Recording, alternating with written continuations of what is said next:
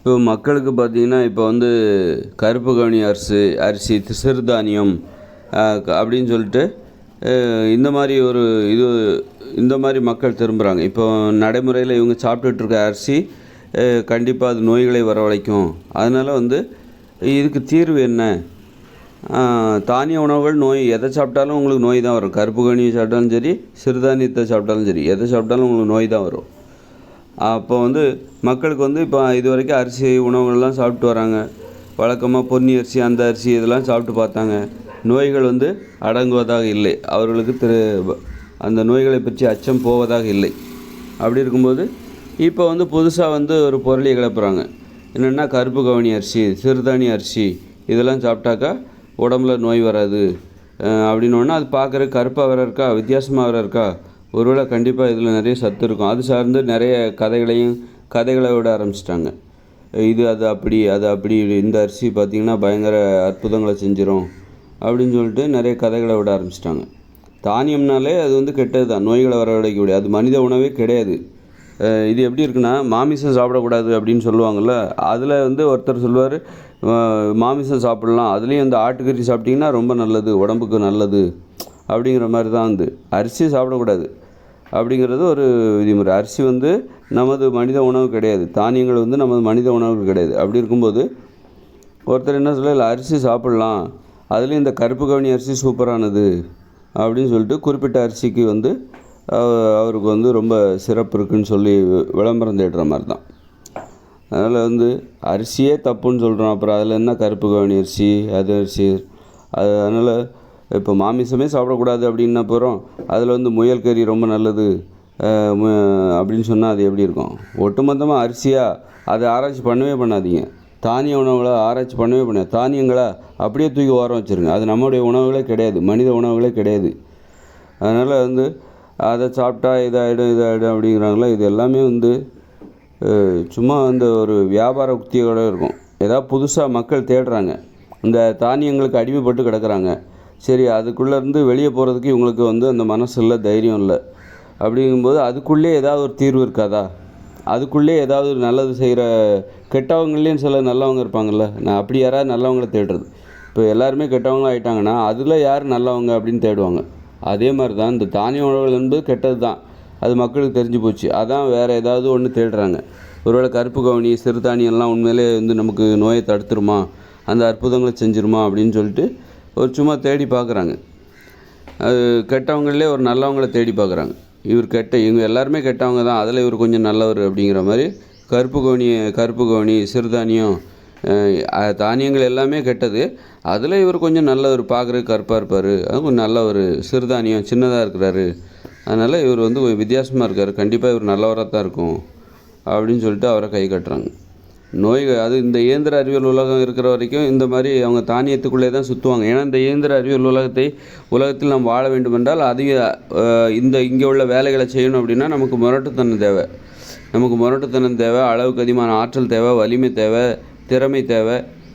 அதற்கு ஏற்ற உணவு இந்த தானிய உணவு. கண்டிப்பாக இந்த இயந்திர அறிவியல் உலகத்தில் நீங்கள் வந்து அதிகப்படியான ஆற்றல் உங்கள் உடம்புக்கு தேவை அப்படின்னா, அதிகப்படியான வலிமை, இது எல்லாத்தையும் கொடுக்கக்கூடியது கண்டிப்பாக தானிய உணவுகள் தான். அரிசி இதெல்லாம் சாப்பிட்டா தான் உங்களால் இங்கே வேலை செய்ய முடியும். ஆனால் கண்டிப்பாக நோய் வரும். உங்கள் உடல் ஆரோக்கியத்தை நீங்கள் வந்து பணயமாக வச்சு தான் இங்கே நீங்கள் வேலை பார்த்தாகணும். இந்த கடினமான வேலைகளை செய்தாகணும். செய்யணுன்னாக்கா இந்த மாதிரி தானியங்களை சாப்பிட்டு தான் ஆகணும். கண்டிப்பாக உங்களுக்கு நோய் வரும். இந்த தானியங்களை சாப்பிட்டாக்கா உங்களுக்கு நல்ல வந்து உடலில் ஆரோக்கியம் கிடைக்கும். ஆரோக்கியம் கிடைக்காது, வலிமை கிடைக்கும், திறமை கிடைக்கும், ஆற்றல் கிடைக்கும். அதே நேரத்தில் வந்து உங்களுக்கு அதோட பக்க விளைவுன்னு ஒன்று இருக்குது. பக்க விளைவு தான் நோய்கள்.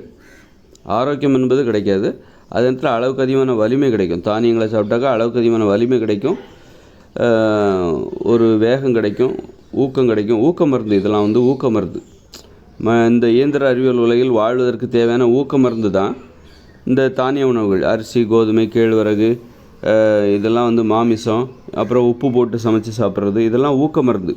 ஊக்க மருந்தை எப்படி தயார் பண்ணுவது, மாமிச ஊக்க மருந்தை எப்படி தயார் பண்ணுவது, சிக்கன் ஊக்க மருந்தை எப்படி தயார் பண்ணுவது, பிரியாணி ஊக்க மருந்து, பிரியாணிங்கிறது ஊக்க மருந்து, அதை எப்படி தயார் பண்ணுவது அப்படின்னு அதுக்கு வந்து இந்த மாதிரி அதுக்கு தான் வந்து இந்த தானிய உணவுகள், மாமிச உணவுகள் இதெல்லாம் வந்து ஊக்க மருந்துங்கிறதுனால இது வந்து இந்த இயந்திர அறிவியல் உலகில் வாழ்வதற்கு தேவைப்படுகிறது. இங்கே உள்ள வேலைகளை செய்வதற்கு தேவைப்படுகிறது. இங்கே நடக்கிற வேலைங்கிறது சாதாரண வேலையா? கடுமையான வேலைகள்லாம் நடக்குது, பயங்கரமான வேலைகள்லாம் நடக்குது. எவ்வளோ கஷ்டப்பட்டு இப்போ ஒவ்வொரு கட்டமைப்புகளையும் எவ்வளோ கஷ்டப்பட்டு உருவாக்குறாங்க பாருங்கள். அப்போது அப்படி இருக்கும்போது இதுக்கு வந்து உங்களுக்கு பயங்கரமான ஆற்றல் தேவை, பயங்கரமான வேகம் தேவை, ஒரு அசுர வேகம் தேவை, அசுர பலம் தேவை, அசுர திறமை தேவை. அப்போ அந்த திறமையை நீங்கள் எங்கேருந்து பெறுவீங்க? அதற்கு காய்கறி பழங்கள்லாம் சாப்பிட்டா அந்த திறமை உங்களுக்கு வராது. அப்போ அந்த திறமை, அந்த ஆற்றல், அந்த வலிமை அதெல்லாம் வேணும்னா அரிசி, கோதுமை, கேழ்வரகு, கருப்பு கவுனி அரிசி, சிறுதானியம், மாமிசம், உப்பு, குறிப்பாக உப்பையும் சேர்க்கணும். உப்பு கலந்து இந்த மாதிரி சாப்பிட்டா தான் உங்களுக்கு அந்த ஊக்கம் கிடைக்கும். இது வந்து ஒரு ஊக்க மருந்து. அந்த கடினமான வேலைகளை செய்வதற்கு மிகப்பெரிய கட்டமைப்புகள் அங்கே உருவாக்கிட்டு இருக்காங்க. இதெல்லாம் செய்வதற்கு அந்த அசுர பலம், அசுர திறமை, அசுர வலிமை தேவை. அதுக்கு தான் நம்ம தானியங்களை சாப்பிட்றோம்.